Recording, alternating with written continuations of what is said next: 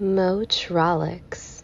Hello, everyone. Welcome to the 6th episode of the Chevy Society Podcast, the show where we discuss all things about the Bowtie brand.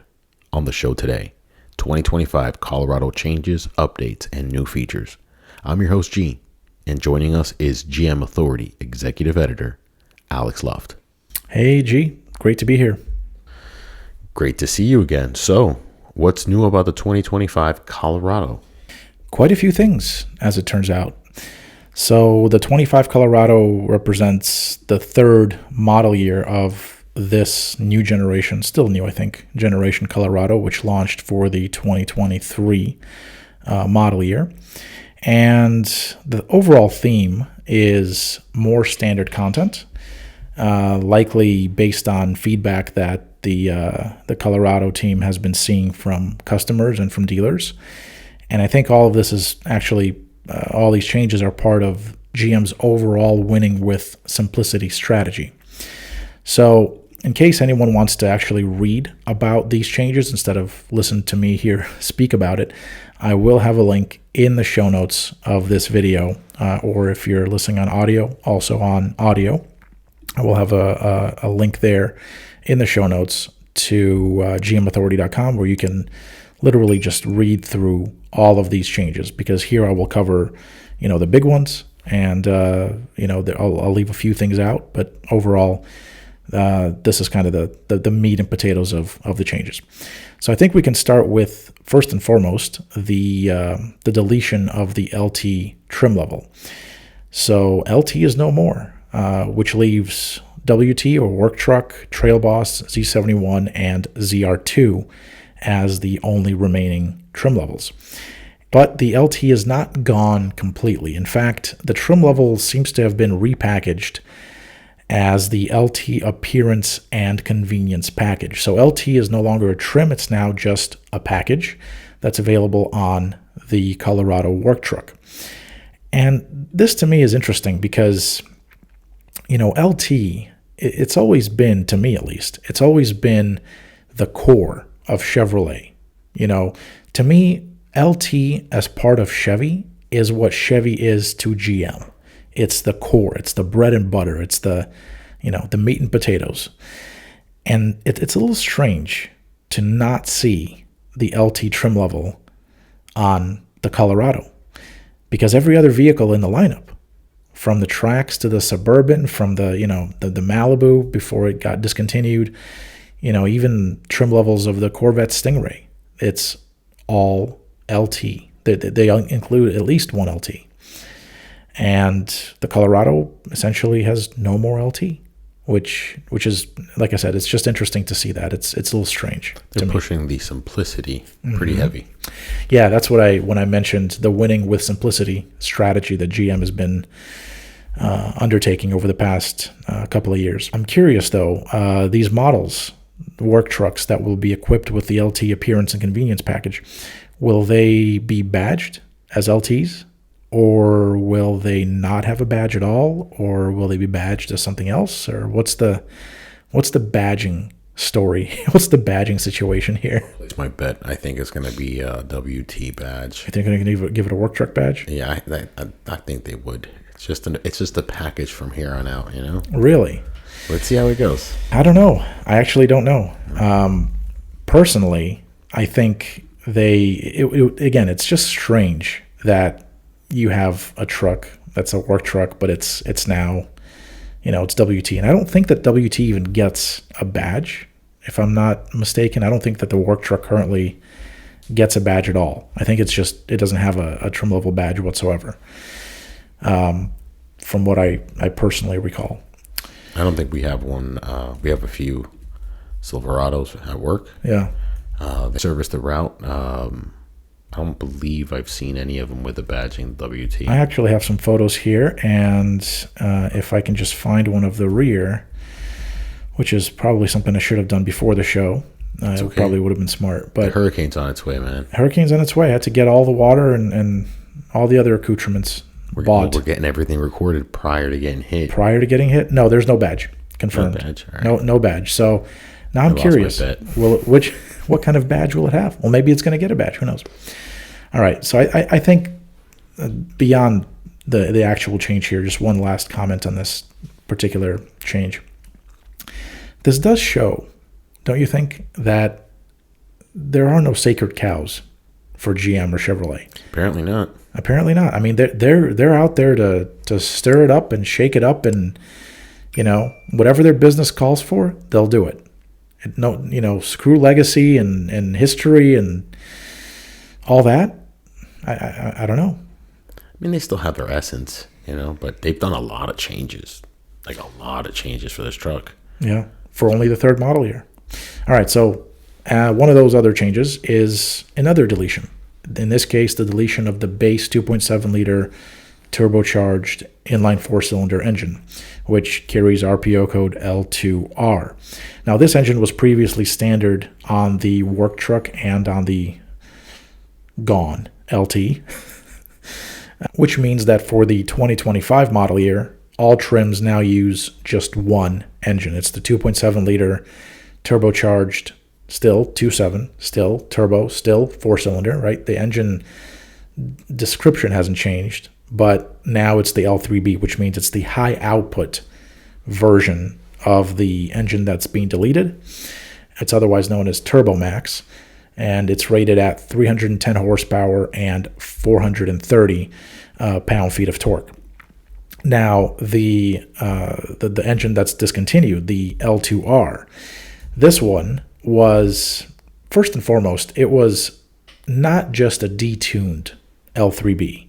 It was actually quite a bit less than that, or maybe more, depending on how you put it. Essentially, the L2R was the L3B, but with some cost-cutting measures built in, meaning that they skimped on some of the materials, they skimped on some of the other elements that are, the internals of the engine, and that's what enabled it to make less power. How much less power? Well, the standard L2R made 237 horsepower and 260 pound-feet of torque. That's a far cry from the 310 horsepower and 430 pound-feet of torque that the L3B, the Turbo Max, makes. And I should note, while I'm on the topic, that the 23 Colorado actually launched with 3 variations of this 2.7 liter engine. So the first was the L2R that we've been talking about now.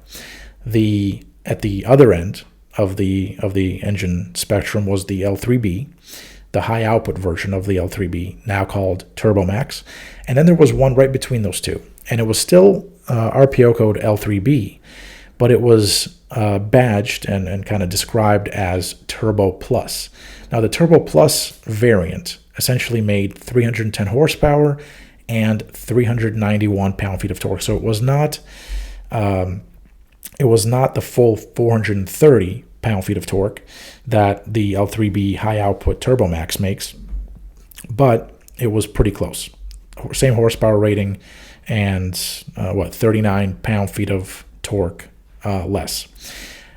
What's interesting about the Turbo Plus engine option, and this engine option actually ended up going away for the 2024 model year, after the 2023 model year. So people could get the Turbo Plus engine, and they could get a dealer-installed, GM-provided, and GM-written calibration for the engine that would turn it up to spec as if it were the high-output Turbo Max. But now it's just one. It's just one. Just the one. I like the replacement. I like this move. Yeah, simpler. You don't need to worry about it. I don't know. When they were launching the 23 Colorado, I did ask.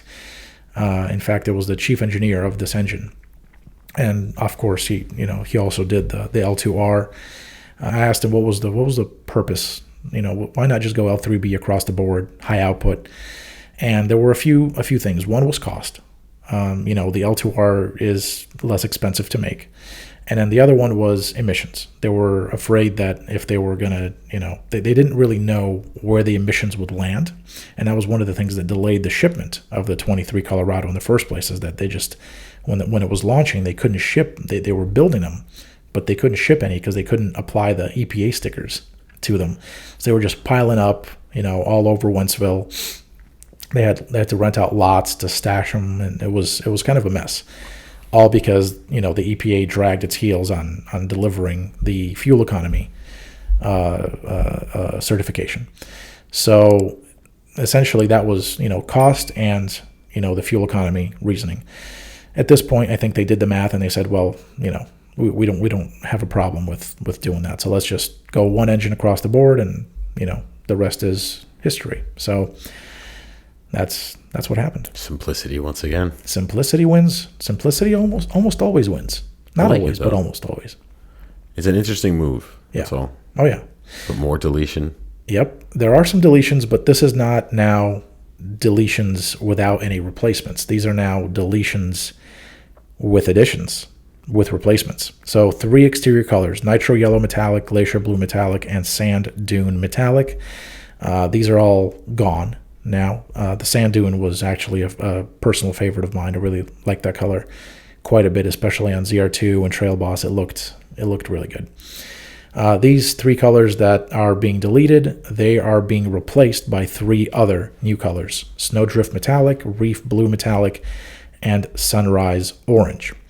There is also the deletion of 1 set of wheels, but the addition of 4 new sets of wheels. I'm not going to get into which ones they are right now, just in case someone wants to. They can check out the link in the show notes and you'll see the sizes and the finishes there. And a small change to the outside is that all models, regardless of trim level, now get heated power adjustable mirrors as standard. Now, the prior model year, the 2024 model year, the work truck, the LT, and the Trail Boss, they still had the same mirrors, but they didn't have the heating function. So it was power adjustable, but not heated. The Z71 and the ZR2 ended up getting the heated and power adjustable. Now the entire lineup is getting heated and power adjustable wing mirrors. And then there is the kind of interesting, there is a few changes to the packages. And these packages, in fact, will, I think, describe, or at least explain, probably the better word to use here is explain. These package changes will explain the changes to the engine and I think the removal of the LT as a trim. So the package changes are such. Safety package is now standard on the work truck. The WT convenience package is standard on the WT. The safety package is now standard on Trail Boss, Z71, and ZR2. The Trail Boss convenience package and some of the features from the Trail Boss convenience package 2 are standard now. There is still the Trail Boss convenience package 2 that remains, but now it contains a different set of features than it did for the 23 and 24 model years. The advanced trailering package is now standard on Trail Boss and Z71. The Z71 convenience package 2 is now standard on Z71. The ZR2 convenience package is now standard on the ZR2. Are you getting the flow here? I see a lot more value, but less choices. Well, they're making these packages standard, right? And they're deleting the packages. Okay. So the content of those packages becomes standard, and the packages are going away because there's no reason to offer them anymore as options. Since their content is now standard, you get the stuff standard. And I bet that, as a result of this, we don't have pricing yet, but as a result of this, you kind of, you don't have to be a genius to figure out that most likely the prices here will end up going up, right? They will go up. But you're getting a better vehicle. Yeah, you're getting a more feature-rich vehicle, exactly. So this is why I think they did the math, and they probably said, well, you know what? If we're going to make things like the WT convenience package standard on the work truck, we might as well give them the L3B, the high output, the Turbo Max, the Big Daddy. And I think that's exactly what ended up happening. So a lot of these packages, they're going out the door because their features are being made standard. Don't need to anymore offer the base engine, right? The L2R. And this is essentially, I think, a good move. But like you said, there's less choice. I like the streamlining. It makes the whole process a lot a lot more simple, which that word keeps on coming up. Especially for dealers. Imagine, if you're a dealer, you not only are you working with the Colorado, you're working with the entire lineup, right? And you got to take these models, you got to floor plan them. First, you got to order them, right? It's a lot, especially if you're a high volume dealer. You probably have a person or two doing it, your controller or inventory manager, whoever. But still, just the more streamlining you can do in a vehicle, the less packages, the less configurations, the easier it gets to run a business. The more streamlined it is, that's really it. Beyond that, there is the addition of 5 exterior packages. So what Chevy taketh away, it giveth. I'll go over 2 specific ones, and then I'll leave the others in the link in the show notes. So, Midnight Edition. I'm actually surprised that it's taken 2 model years or 3 model years. Now this is the 3rd for the Midnight Edition to show up on the new Colorado, but here it is nevertheless. It features black badging, 40-inch off-road roof light bar, a bed-mounted sport bar, a power distribution box, which you would need for the the light bar, and a choice of either 17, 18, or 20-inch high-gloss black wheels, depending on the trim level. This package is available on Trail Boss, Z71, and ZR2, so essentially on all 2025 Colorado trims, with the exception of the work truck. So that's the Midnight Edition. I'm sure this looks cool, although we don't have any photos of it yet. And then there is the WT Custom package, which includes 18-inch black wheels, the tires to go along with those wheels, and then also black badging. And of course, that's available only on the work truck. So essentially, you now have WT plus LT, as I mentioned earlier, and you now have WT plus Custom. And Custom is kind of like this Chevy thing that they've really had a lot of success with on the Silverado 1500 side, and even on the Silverado HD side, where the Custom is like it's a work truck, but it's a bit more special than a work truck. It's got a bit more, content, a bit more features, a bit more this and that and the other, and it doesn't make it seem like, you just got the bargain basement model. So it's about time that I think the Colorado got the Custom treatment as well. And then beyond that, I said there were 5 new packages, right? So the other packages, I'll just list them off here. Z71 convenience package, utility wall package, which we'll actually get into in a minute. And then there's going to be a decal package. Again, link is in the show notes if you really want to take a look at all of these. And from there is the addition of 6 dealer-installed options, otherwise known as LPOs. The first is the keyless entry keypad, which is a 5-digit programmable keypad located kind of near the outside driver's door handle. There is a rubber bed mat. That's the second LPO that's new. There's a snorkel for the Trail Boss, Z71, and ZR2, which is great. So essentially every trim except for the work truck. There's an underbody shield for the transfer case. This is essentially available only on the work truck with 4-wheel drive, not the work truck with 2-wheel drive, I think for obvious reasons, right? There is the utility wall U-nut and the utility wall trailer hitch holder. Now, this utility wall stuff, it's essentially a wall of flexible storage. So essentially, you get this utility wall package, which is, again, an LPO, so dealer installed, and then you hang different things on it, different accessories, essentially. So there's the U-nut, there's the trailer hitch holder, there's probably going to be a whole bunch of other accessories that you can get as part of this utility wall. And beyond that, I think there's only a few other things remaining here for me to mention.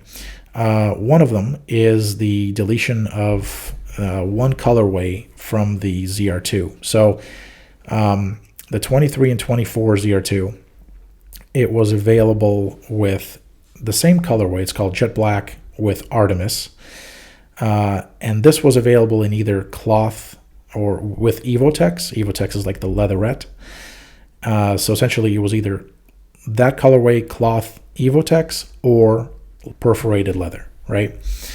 So for the 2025 model year, the cloth Evotex combination is going away. So now the ZR2 is only available with the perforated leather pointed front seats. It's the only option. So you get the range topping truck, you get the you get the range topping material. I should note, since we're on the topic here, that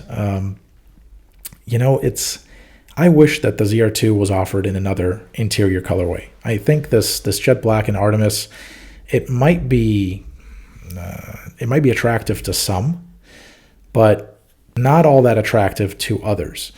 I have heard actually from a few folks that I've spoken to via gmauthority.com that they were looking to buy the ZR2, but that the jet black and Artemis colorway plus that camo-like material that they that lines some of the other materials and places in the interior, it was too much. It was too much. Some people just want a simpler interior. They don't want the military faux camo look. So I think Chevy would actually do well to just offer another simpler colorway, just jet black, and call it a day on the ZR2. And then I think outside of that, that's really it. There's a few things like the Mobile Service Plus package, but I don't think we need to get into that on this show unless you really want to. Do you want to? I'd love to, but there's a hurricane on the way. There is a hurricane on the way. So we would probably want to wrap this one up. Yeah, it's probably right about that time. Well, folks, 2025 Colorado. The updates, the good, the bad, the ugly, and the new. Yeah, yep, the new. And again, like I said, all the changes, if you really want to get into the weeds, we will have those in the show notes, no matter where you're listening or watching, whether it's video or audio, YouTube, satellite, wherever. We will have the link there for you to check those out in depth. Stop by and read about the utility wall package. We're going to be talking a lot about that soon, so get your beaks wet. All right, folks. Thank you all for joining us on the 6th episode of the Chevy Society Podcast. You can find this show on the Metrolix Network YouTube channel and on ChevySociety.com. If you're watching on YouTube, then remember to hit that like button and give us a follow to get the latest episodes. We're currently working on getting this show into your favorite podcatchers. So if you don't see it in a podcatcher app yet, just give us a few days and we'll get that taken care of. Stay tuned next week for episode 7. And don't forget to visit gmauthority.com for the latest GM news. Motrolix. ChevySociety.com is an independent enthusiast website and podcast and is not affiliated with, sponsored by, or otherwise associated with Chevrolet or General Motors.